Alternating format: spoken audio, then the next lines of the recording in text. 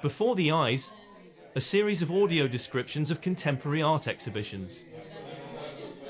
In this episode, Bruno's house, Salvatore Arancio's exhibition at MACTE, the Museum of Contemporary Art in Termoli, from 14th of June till the 28th of September 2024. Part 3.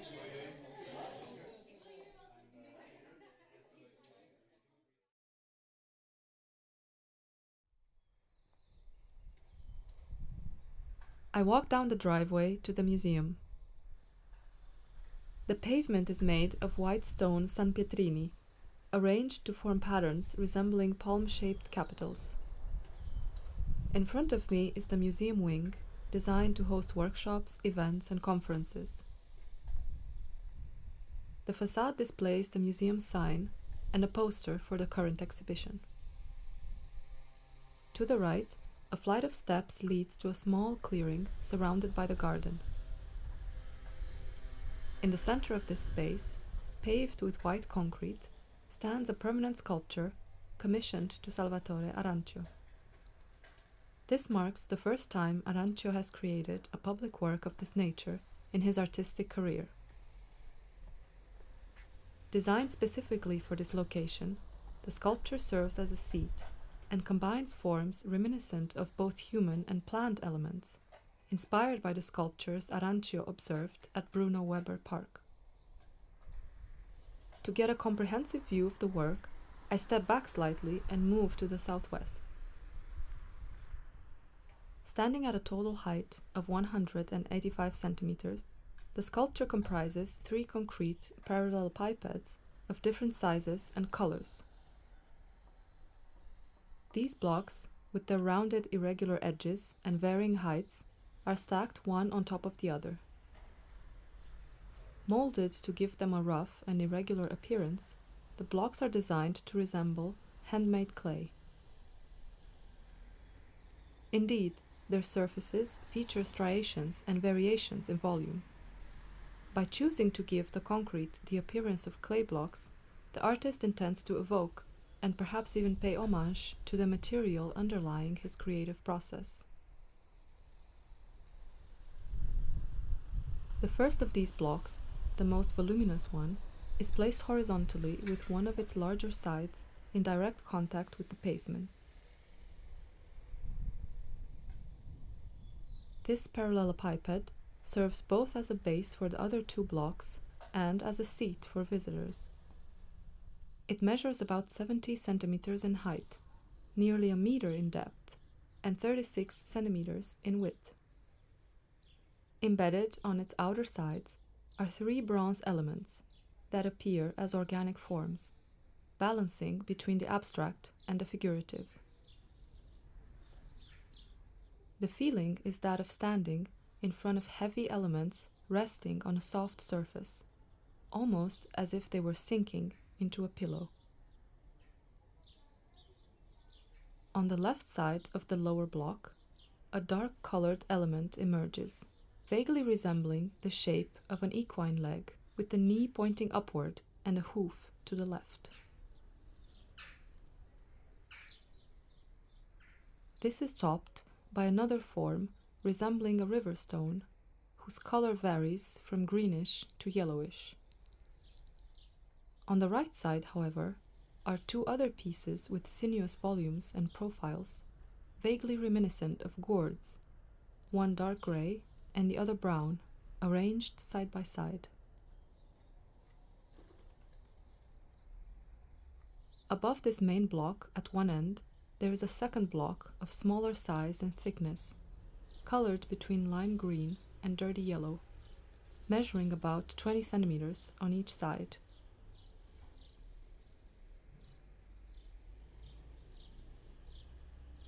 This parallelepiped almost seems to act as a buffer, squeezed between the lower block that forms the base of the seat and a third one above that stands as a backrest.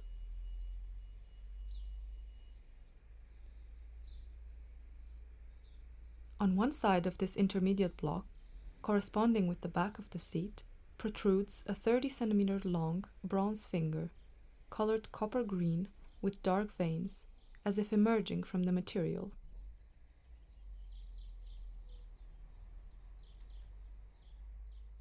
Above this block is the third concrete parallelepiped, whose hue varies from pistachio green to jasper green, laid and rising vertically.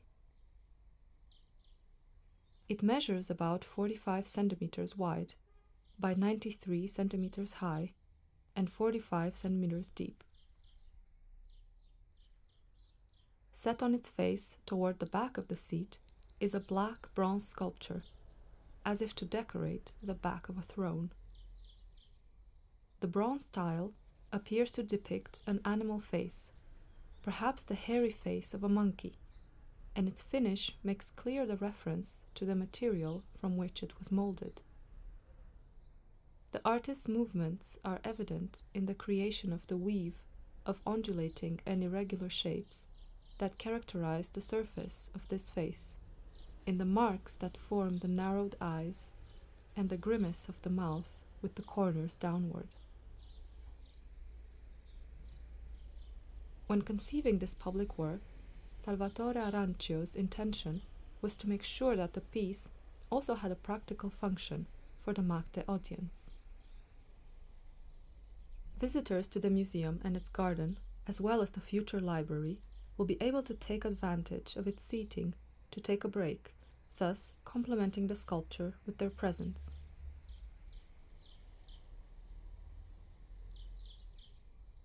The artist's desire is that the opportunity to sit and make physical contact with the sculpture will lead the viewer to establish a deeper dialogue with the work, facilitating the exploration of alternative worlds and stimulating their imagination. The work is conceived as a sort of spaceship on which to embark on a journey to other mental spaces, away from the surrounding urban reality.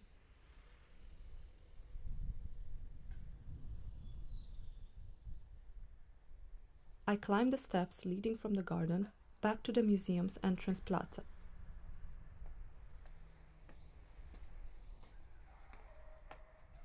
The MACTE is housed in a modern building with a minimalist design. Its trapezoidal facade features a grid of 20 rectangular windows, made of blue-green opaque glass, divided by white profiles that frame them. In the center is the entrance door, framed by a light gray rectangular frame, which creates an effect of depth. The door echoes the facade's minimalist design, with opaline glass inserts on a white aluminum frame with wide edges. A compass rose etched on the pavement in front of the door indicates that the museum entrance faces southeast. We enter.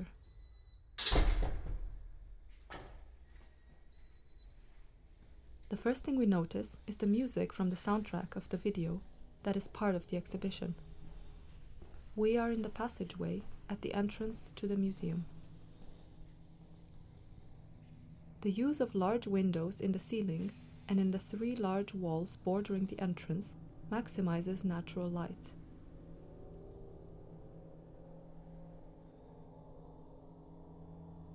On the walls, vertical striped curtains in green and black add a strong visual element while shielding the space from the strong summer sun.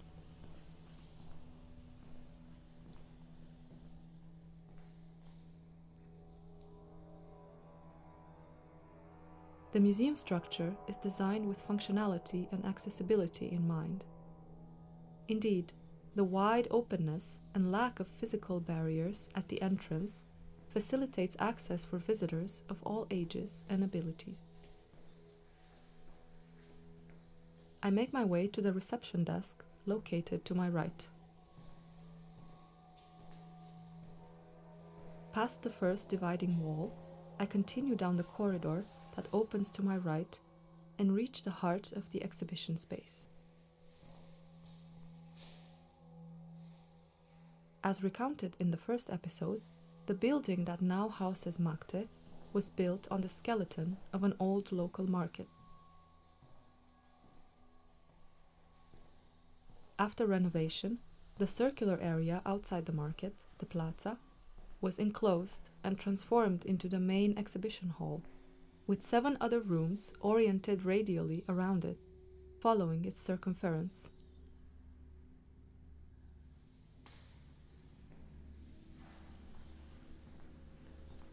The central circular room is surrounded by 12 columns interspersed with portions of curved wall.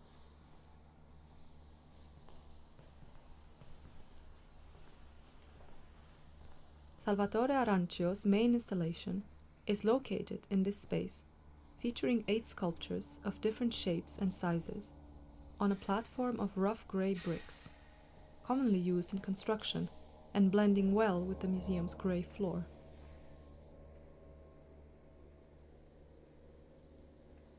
The works are positioned at different heights, with some resting directly on the platform and others elevated on pedestals, also made of rough bricks.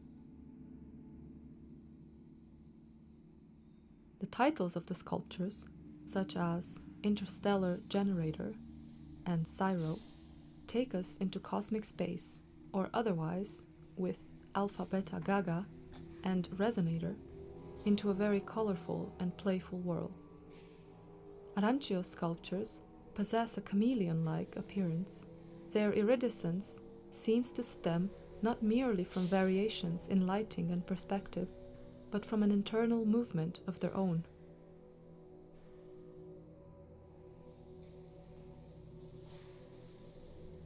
Almost alive, these sculptures appear with slimy surfaces, similar to reptile skin. One can imagine touching them and being left with hands smeared with a patina of organic grease. The partitions separating the central rotunda from the curved corridor onto which the other exhibition rooms face have vertical rectangular windows. The opaline glass is designed to make the most of the natural light coming from the end of the corridor, allowing it to penetrate into the rotunda.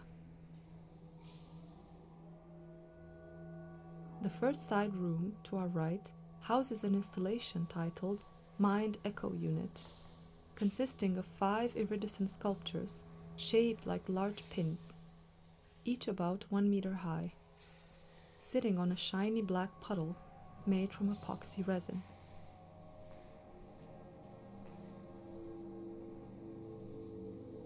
The magenta-colored light enveloping the room enhances the feeling of being in an intergalactic space and time. In the second room on our right, the video Bruno's House, which gives the exhibition its title, is projected on a loop. In this work, Arancio re-edits fragments of footage shot during his first visit to Bruno Weber's sculpture park.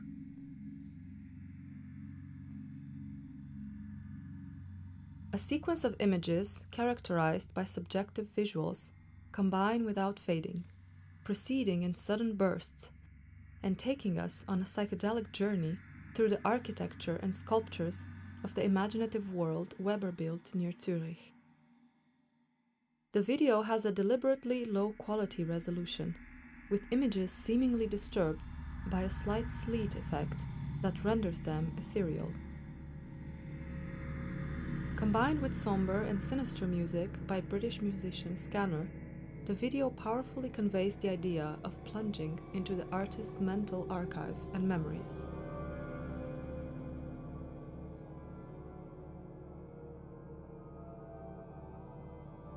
We then find ourselves walking, along with the protagonist, among the sculptures in this park.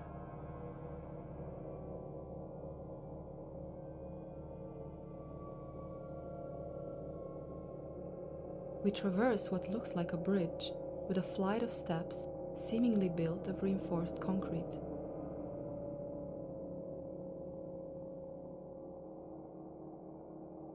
As we move forward with the images, we realize that we are walking through the skeleton of a snake and out of its mouth.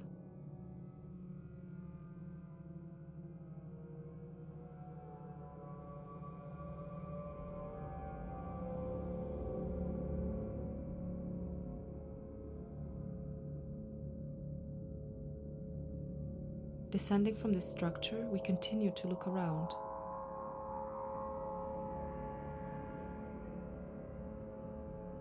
In front of us is what appears to be a castle, also built of reinforced concrete and built on 3 levels.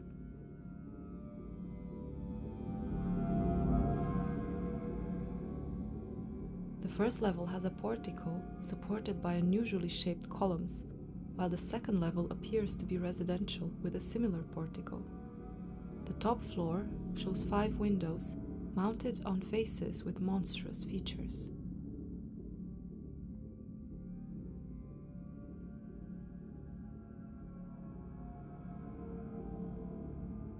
Under the ground floor portico, the walls are painted with motifs inspired by imagery referencing different cultures and continents.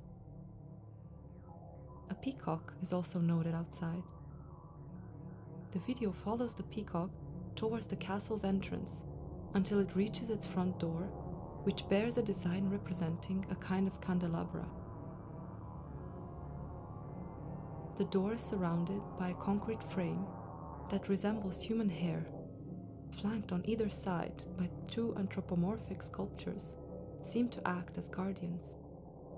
On the left side of the entrance, we see a figure resembling the Hindu goddess Kali, with many arms and faces, painted in an almost Picassian style. Next to her, there is another figure that looks robotic, cut in half. The music accompanying the video conveys a sense of unease and tension, as if something sinister is about to happen. The video continues, and we continue to follow the peacock, encountering other strange presences.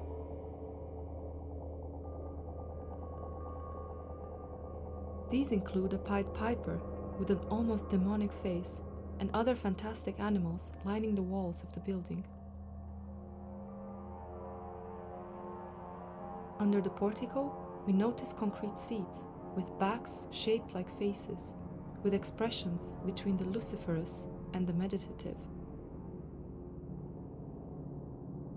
Suddenly, the frame changes abruptly, and we find ourselves in front of the columns of what looks like a Masonic temple. These columns support a serpent with a human face and a body of colored mosaic. We then see another seat, this time in the shape of a hand. The video continues by framing a staircase that the protagonist begins to climb, showing other figures and faces with monstrous features. Next, a pool is framed, surrounded by concrete columns, topped with animal-shaped sculptures, some resembling dinosaurs.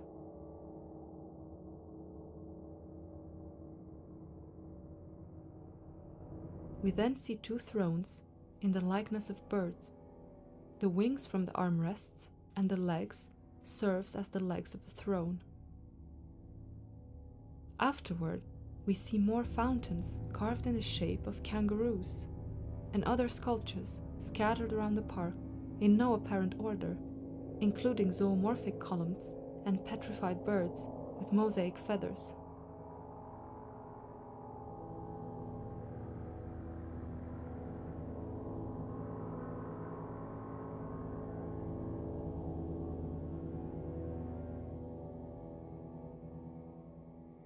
As the video begins its cycle again, I leave the room with the feeling of being plunged for 10 minutes into another reality.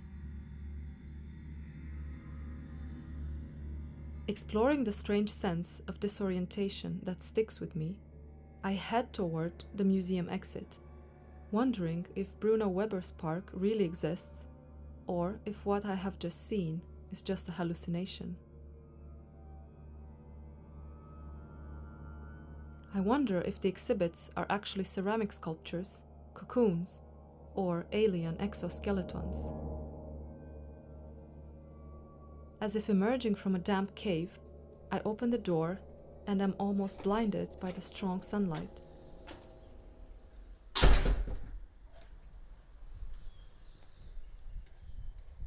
I decide to rest for a moment, sitting on a sculpture, throne, totem, spaceship that, like a guardian, watches over the garden in front of the museum.